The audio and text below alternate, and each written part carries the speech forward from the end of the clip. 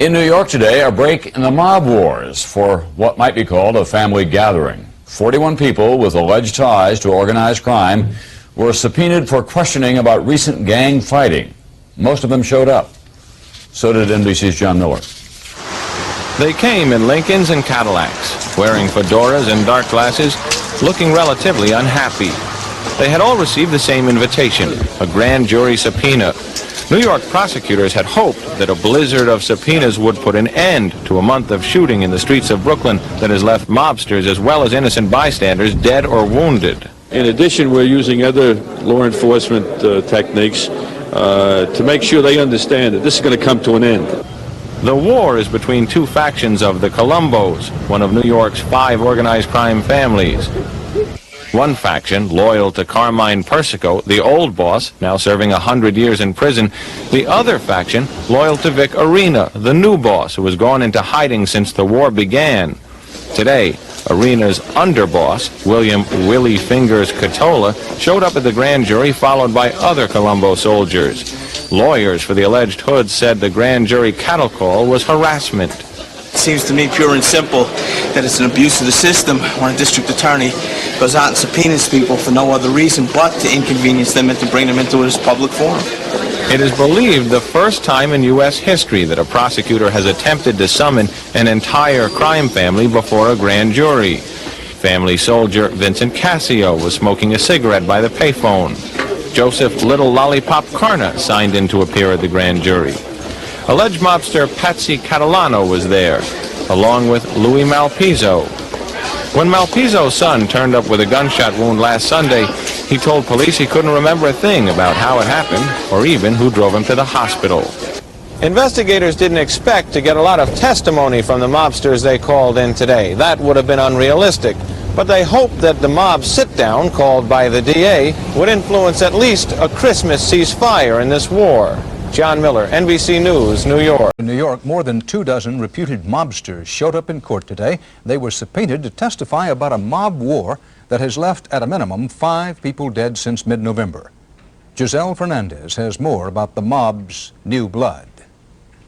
In Brooklyn, a low-level mobster is put to rest, shot dead in broad daylight. Days later, another reputed gangster snuffed out, execution style. Then gunfire at a bagel shop kills an innocent teenager. He's sprayed with bullets meant for someone else. It looks like it's a classic mob war. 2 factions of the Colombo family, very dangerous not only to innocent bystanders, but to law enforcement. And it's not just on the streets of New York City. Mob warfare is on the rise all across the nation. It's just the latest sign of organized crime in America becoming more and more disorganized. It's not like the old days of the mafia when bosses ran well-oiled machines of corruption, calling the shots virtually immune from prosecution. I have always maintained and said there is no mafia, there is no Cosa Nostra. A lot changed in the mid-'80s. The government began using new racketeering laws to target the men on top and locked away the major godfathers for life. We find him not guilty. Even the reputed Teflon Don, John Gotti, who beat the rap 3 times, is expected to be convicted when he goes to trial next month. Virtually the upper echelons of all of the families have been taken out in New York City. Entire crews and families have been taken out. It's a very bad time for the mob. With the old guard gone, low-level gangsters are now battling for power, killing each other in a war over who will lead a new mafia. Their blood is spilling into the streets. As the mob continues to disintegrate, random violence will increase. There's a lack of organization, a lack of efficiency. So as the old mafia dies, so will more of its members. And the crime task force doesn't expect a holiday truce. This reputed mobster was sprayed with bullets while hanging Christmas lights outside his home. Season's greetings from the mob. Giselle Fernandez, CBS News, New York. Hey, I'm Vic Miles in for Dana Tyler. And I'm Reggie Harris.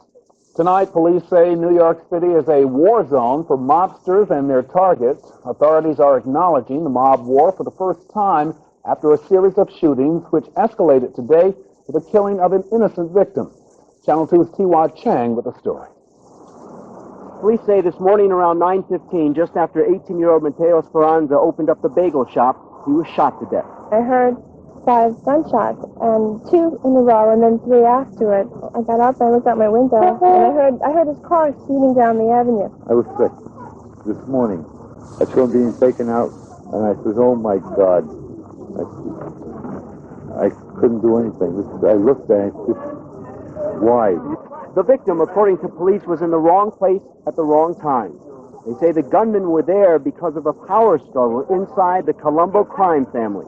The bagel shop is owned by people who do have a criminal record and who are reputed to have some organized crime ties. And just before this shooting, there was another one today. A James Malpino checked into the Coney Island Hospital emergency room with a gunshot wound to the chest.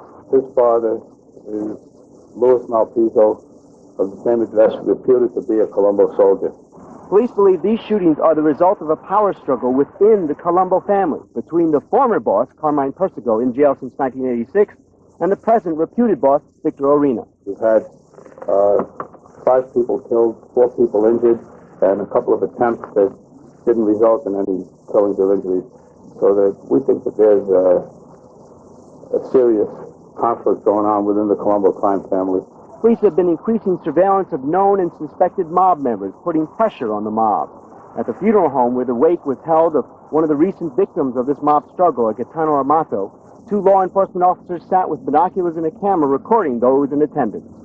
This is the first time the New York City Police Department has acknowledged that there is in fact a mob battle going on to control the Colombo family.